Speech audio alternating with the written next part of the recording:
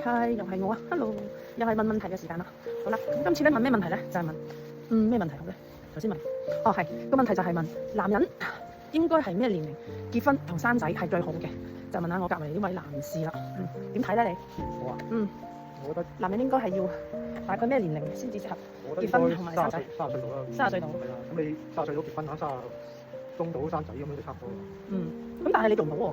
你30歲結婚，但係你未結婚喎。但係你35歲都未生仔喎。咁但係你去到40幾先嚟生仔喎。咁你都要遇到啱嘅日子。咁點？我係咁講啫，你想改意思係呢個數字對唔對？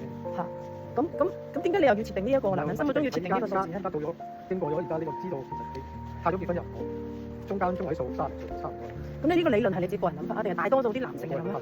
嚇，咁你身邊嗰啲朋友男士都係30零歲結婚啊？咁係咪真係之後都係結婚生仔咁樣樣？係啦，咁有冇離婚嘅收場啊？暫時身邊都冇嘅。即係生咗嗰幾個都冇㗎，都 keep 得好好嘅係嘛？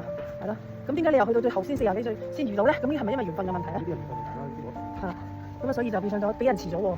咁你啲朋友個個都生完咗之後，啲小朋友都大過你嗰個小朋友，成4、5歲㗎咯喎，係嘛？我甚至5、6歲都有喎，係嘛？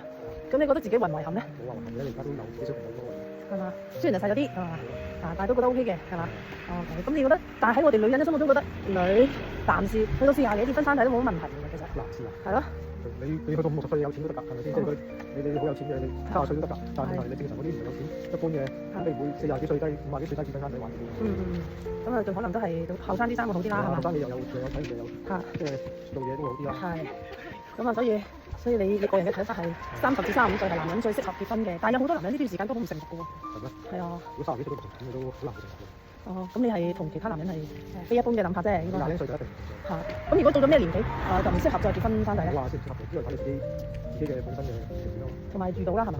同埋有冇合適嘅人啦，係咪？如果遇到個合適嘅人，45啊，甚至50歲都會生嘅。咁但係男人可以揾後生㗎嘛，唔知。都話你自己，如果你條件好嘅話，你就生。你有錢嘅。你有資源有錢嘅30歲生得都係湊。都啱，呢個都係道理嚇。